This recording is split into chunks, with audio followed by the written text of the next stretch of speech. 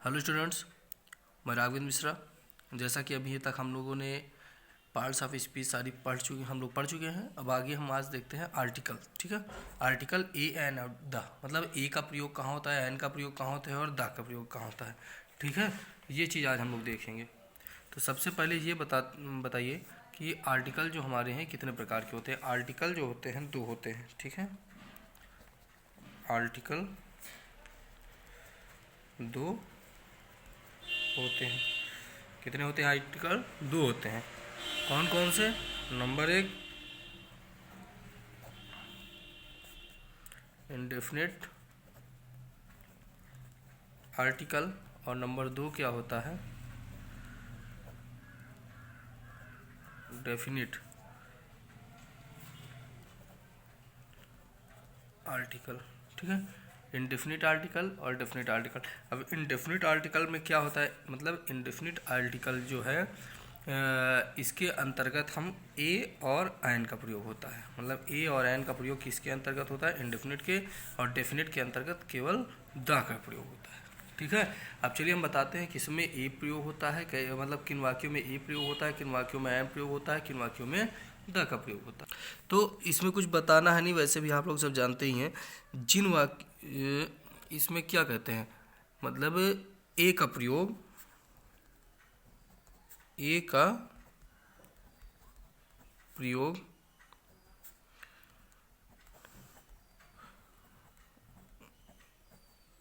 उन एक वचन से पहले होता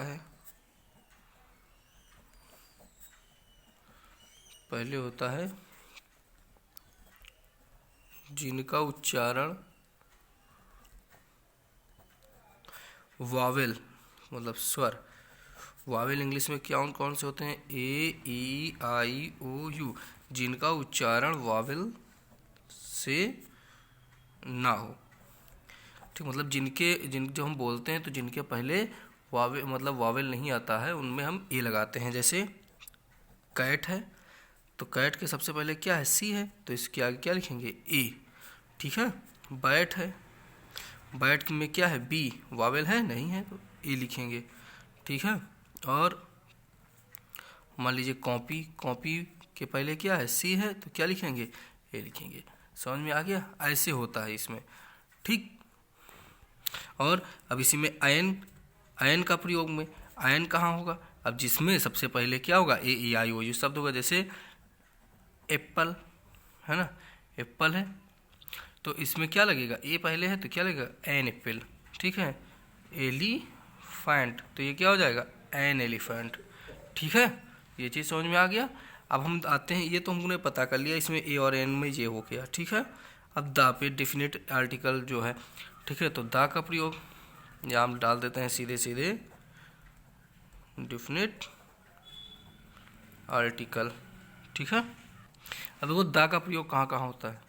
ठीक है, द का प्रयोग होता है नाउन से जब संपूर्ण जाति का बोध हो। जब नाउन से संपूर्ण जाति का बोध होगा तब द से का प्रयोग करेंगे। जैसे हेल्प द पुअर, मतलब गरीबों की सहायता करो। ये गरीब जो है, गरीबों मतलब गरीब कौन होता है? जिनके पास पैसे हो। तो ऐसा तो है नहीं कि एक ही गरीब होता है, बहुत लोग गरीब होते हैं। तो द मतलब ये गरीब, जहाँ पे पूरे गरीबों की बात होगी, जैसे गरीबों की सहायता करो तो यहाँ पूरे गरीबों की बात होगी, वहाँ से पे द का प्रयोग होगा। एक और देख लेते हैं, the britisher left India in 1947। British वासियों ने ब्रिटिश के लोगों ने सन 1997 में भारत को छोड़ा। मतलब ब्रिटिश लोगों ने, अंग्रेजों ने 1997 में भारत को छोड़ा। अब अंग्रेज पूरी एक जाति है ना, तो जब पूरी जाति है तो उसके बारे में हम क्या करेंगे? दा लगा देंगे। ठीक है, जहाँ जाति सूचक शब्द होगा वहाँ पे हम दा लगा देंगे। जैसे और इसमें जहाँ निश्चित भाव प्रकट हो,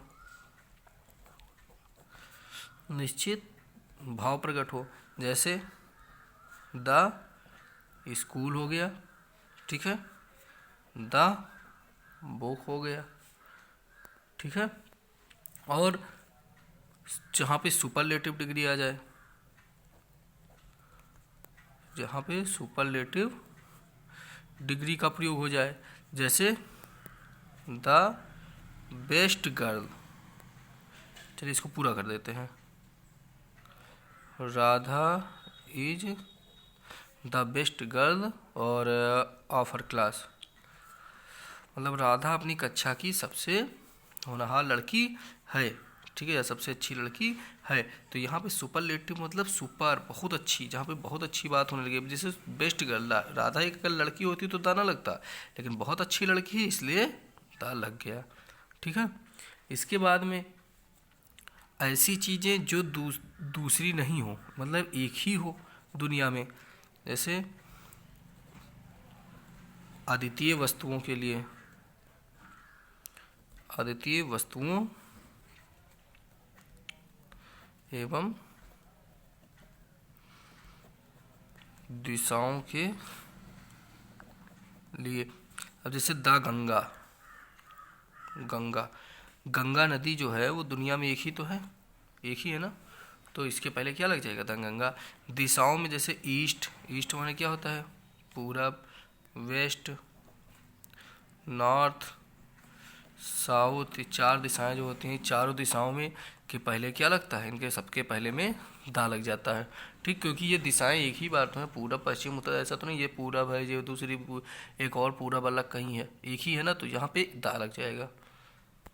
इसके बाद देखो, जैसे हम कहाँ और लिखते हैं, जैसे कहूँ कहीं पे हमारा क्या हो जाएगा, ऐतिहासिक इमारतें हैं। ठीक है, ऐतिहासिक इमारत है, ऐतिहासिक इमारत हो गई। ठीक है, और धार्मिक ग्रंथ हो गए, धार्मिक ग्रंथ हो गए, इन सब पे भी हम क्या लगाते हैं, दा का यूज कर लेते हैं। जैसे ऐतिहासिक इमारत क्या है, जैसे हो गया हमारा द ताजमहल, द ताजमहल। भाई ताजमहल तो ऐतिहासिक है ना, तो उसके पहले क्या लग जाएगा, ताजमहल। और द रामायण है ना, रामायण जिसे बोलते हैं, द रामायण हो गया, है ना। The red fort, Lal Qila हो गया। ठीक, तो ऐसे चीज़ें जो है वो क्या कहलाती हैं हमारी, उनके पहले भी हमारा द लगता है। जैसे द कुतुब मीनार, जो एक ही एक है, दूसरा नहीं होता है। ठीक है, और अब देखो, जैसे अब इतना तो हम जान ही गए, ये हो गया। अब किन किन शब्दों में इनका प्रयोग नहीं होता है इन सब में, जैसे भाषा के नाम पे, भाषा के नाम पर। ठीक है, गिनती, योग्य, संख्या पर इनका प्रयोग नहीं होता। आर्टिकल का प्रयोग नहीं होता इन पे। ठीक है, आर्टिकल का प्रयोग नहीं होता, मतलब इतने में आर्टिकल का प्रयोग नहीं होता इनमें। गिनती का ये होता है। और पदार्थवाचक संज्ञा पे, पदार्थवाचक संज्ञा पर नहीं होता है इनका प्रयोग। खेलों के नाम पर आर्टिकल नहीं लगते हैं। ठीक है, उसके बाद में आगे, हाँ, भोजन के नाम पर नहीं होते हैं। ये इतने होते हैं जिन पर ये आर्टिकल का प्रयोग नहीं होता ना, मतलब ए नहीं लगता, एन नहीं लगता और दा नहीं लगता, ये तीनों नहीं लगते हैं इन पे। ठीक है, तो देखिए मैंने आज पढ़ा दिया, आर्टिकल पढ़ा दिया, ए एन और दा का प्रयोग कहाँ पे होता है। आर्टिकल कितने पे होते हैं, 2 आर्टिकल होते हैं, कौन से, इंडेफिनिट और डेफिनेट। ठीक है, ए एन इंडेफिनिट में होता है, दा जो होता है वो डेफिनेट में होता है। ए का प्रयोग एक वचन से पहले किया जाता है। ठीक है, ऐसे एक वचन से पहले होता है, मतलब जिनमें स्वर नहीं होगा, वावेल मतलब नहीं होगा जहाँ पे, वहाँ पे ए लगेगा, और जो वावेल से स्टार्ट होते हैं वो उनमें एन लगता है।